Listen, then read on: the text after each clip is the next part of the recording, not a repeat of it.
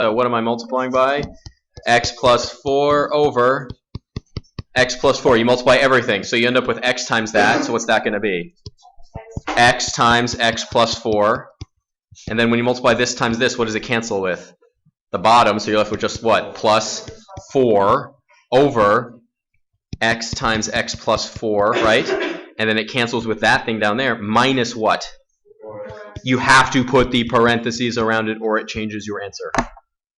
Do you see why I use equal signs? For some reason you guys don't like writing equal signs. It's the equivalent of not using a period when you're in English class, okay? Yes, but it also makes you look mathematically illiterate not to have an equal sign in there. Please use them. Now what do you do? From there I would cancel the x plus 4. You absolutely cannot cancel the x plus 4s. But they're multiplication. But they're a minus sign. You can't cancel anything right now. Distribute. X. Do you see the minus sign? Do you see the plus sign? Yeah, but like I don't. There's no other way for me to say this at this point because I said it. I could translate it into another language. Maybe. How do I say it? But does that apply even to the x's outside yes. the parentheses? If you have any pluses or minus in either the numerator or the denominator, you cannot. You cannot. You cannot. You cannot. So you get x squared plus what? 4x plus 4 over x squared plus 4x minus 4x minus 4. You simplify, right? Simplify, sound good? This is gone, leaving you with x squared plus 4x plus 4 over x squared minus 4. See these equal signs? What's on top? What does the top factor into? X plus 2 times x plus 2. And the bottom is x plus 2 times x minus 2. They're gone, and you're left with x plus 2 over x minus 2. Right there. I have a question. Yes. Why do you have to... We're going to talk about a symbol. It looks like this. Can somebody tell me what that means? If you had to say that out loud, someone raise their hand. What does that mean? The square root. What is that? A to Power. the power. The power of n, square root of a. The square root of a, the power of n. The n. That means, out loud, the nth root of a. And I'm going to talk to you today about what that means. So let's talk about roots that you have seen before. What does this mean? What does this mean right here? Say that out loud. What does that mean? Yeah, the square root of x. What root is that? Numerically, what root is that? It's the second root of x. What's the first root of a number? Itself. There's an invisible number there. There's something I haven't written in. Every root has something written here. Does anybody know what the invisible number is for that one? It's a 2. The first root is itself, so it's ignored. The invisible number is 2. You just don't write it in, though. So every time you've written square root, there's actually a number there, which is it's a 2. It's called the square root, the second root of x. What's the square root of 3 times the square root of 3, Hannah? It's 3. What's the square root of 4 times the square root of 4? 4. What's the square root of 7 times the square root of 7? What's the square root of x times the square root of x? Okay, so let's talk about this for a second. The square root of x equals x to some power. We don't know what it is yet. But what did you just say? If you multiply the square root of x times itself, what is the square root of x times the square root of x? It's x. Is everybody okay with that truth? Yeah. When you square the square root of something, you're at itself. The square root of a table times the square root of a table is a table. What I mean by that is it can be that generic. You could have blah, blah, blah, blah, blah, squared. What you're left with is just whatever's underneath the radical right there, right? Okay, when you have powers of powers, we've talked about this before. What happens with powers of powers? What do you do with them? You multiply them. So this equals x to the 2 question mark. Are you with me so far? So you have two things that are equal. Do you understand how we got to here, right there? Do you understand how we got to here? That's all I'm asking you to do right now. What's the invisible power right here? 1. It's a 1. So what do we now have? We have x to the first equals x to the 2 times question mark. If that is true, can you tell me what also has to be true? Raise your hand when you see it. If x to the first equals x to the 2 question mark, what has to be true? 1 equals 2 question mark. 1 has to equal 2 question mark. Not 2 to the question mark, 2 question mark. Does everybody see that? The truth is 5 to the a equals 5 to the b. What do you know about a and b? A has to equal b. So over here, if x to the first equals x to the 2 question mark, what has to be true? 1 has to equal 2 question mark. So therefore, divide both sides by 2, and what do you get? question mark is equal to? So what did we just show? If x, what we just showed is the square root of x equals x. That's what we started with, right? What does question mark equal? 1/2. So similarly, everybody, first of all, what's the invisible number right there? 2. So similarly, what happens if you have the cube root of x? That's x to the what power? 1/3. What about the 4th root of x? This is the definition of rational roots. The 5th root of x is x to the 1/5. So what is, let's go back to what I said right here, what's that equal to? A to the 1 over n. Exactly. So this right here is understanding notation. Let's see if we can understand how you actually do it with numbers. The first thing you're going to do for homework tonight is not anything truly deep. It's going to be making sure you remember what are squares and what are cubes. That's essentially what tonight's homework breaks down to. First question is, what does this mean? Can someone say that out loud to me? What does that mean if you're going to say it out loud? 64. The cube root of 64. I'm not asking for the answer. The cube root of 64. That's 64 to the 1/3. But that's asking what times itself 3 times equals 64. Anybody know? 2 times 2 times 2 is 8. 64. 6. 1, 5, 6, 8. Everybody just say a number between 1 and 10. It's not 6. 6 is too big. 6 cubed is 216. It's 4. This is 4 because why? 4 times 4 times 4. Equals 64. You got it. Does that mean that 4 times 4 times 4 equals 1 over 64? No, it does not.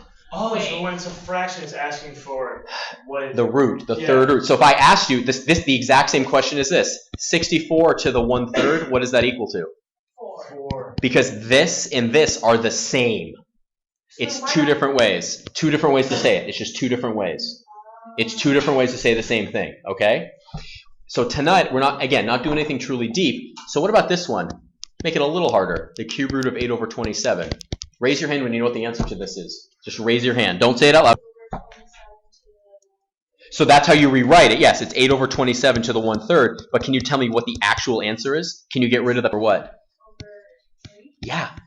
Because what times itself 3 times is 8? 2. What times itself 3 times is 27? So you're splitting it into thirds. It's not thirds. Because 2 is not a third of 8. 3 is not a third of 27. It's the third root. It's completely different. Be very careful. Be very, very careful. What? Kids, all right, 2 times 2 times 2 is what? 8. So 8 to the 1/3 is 2. If you were to like 3 times 3 times 3 is 27. So that tells you that 27 to the 1/3 is 3. So wait, pretty much Ah. you're asking what goes. Let's do another one. Ready? Let's do another one. Let's say I said, the smaller the fraction, the harder these are. So for example, let's just do another medium level one. So let's say I asked you for the cube root of, let's do 27 over 216. Looks crazy, right? What times itself 3 times is 27? So this is 3 over the cube root of 216. And you might know what that is. What times itself 3 times? Is it 8? It's not 8. 8's too big. 16. 16 is way too big. 6. 6. Or 1/2. We use a pile of 1/2. Cool, huh? It's a little Oh my god. What? Oh, my head hurts. What power? This is what you really need to review tonight, okay? Let's see if this helps, Jacob. Squares. 1 squared is 1, followed by 4, followed by 16, 25, 36, 49, 64, and it keeps going, right? What about cube? And then 100, yep. What about cubes? 1, then what? 8, 27, 64.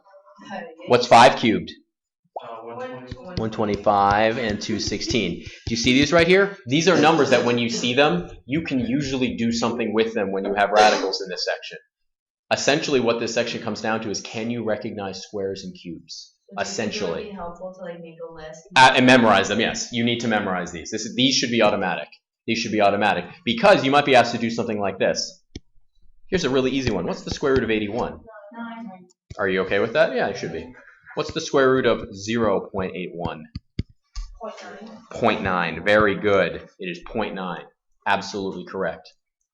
So tonight you're just going to have to simplify, yeah? Ah, that's exactly what the other class thought. So let's try it. So if you think it's 0.09, you would need to test what is this. Hold on. You're absolutely correct. But let's do it out and see what happens. Is this number bigger than or less than 1? So if you multiply this times this will get smaller, right? 0.81 is bigger. You have to count the decimals very carefully. The number one way to get these wrong is going to be to put a decimal in the wrong place or just to do something really simple like this. What's the cube root of 8? 2. Sometimes people divide by 3 instead of doing cube roots. You have to be very careful about simple mistakes. Simple mistakes. What about this? You've run into this before. Here's the last aspect to breaking these down for today, because we're going to spend 2 days on this topic. What's the square root of negative 100? Negative 10. You can't. Oh, 10. Oh, you You can't. can't do the negative. In this class right now, this is undefined in this class right now. Will we learn how to define it later? Yes, we will. Okay. Yeah. How about this? What's the square root of negative 8? Well, it is something, but for right now, you're going to put the little unhappy face, right? I'm going to change it. It is a frown. You know that's the definition of frown right there? What about this one? The cube root of negative 8. What does cube root mean? Someone explain to me. What does cube root mean? Negative 1 Negative times. If you shout the answer again, I will get sad. That's not what I asked. I asked, what does cube root mean? It means what times itself 3 times is negative 8. What times itself? So this equals what? No, it doesn't. It is equal to negative 2. Because what's negative 2? What's negative 2 times negative 2 times negative 2? Oh, because then it changes to a positive. It changes, exactly. What kind of number is 3? In all. Yes. You can take odd roots of negative numbers. You can take odd roots of negative numbers. But if it was a 4, you can't because it's even. So What if it was an even? it doesn't matter what this number is. It's just if it's positive or negative. And then or what if it's odd on the outside and even on the inside? Has nothing to do with the evenness of the inside. It's just positive or negative is what I'm talking about on the inside. So how about this? What's the cube root of negative 27? Negative 3. Calvin, sit up.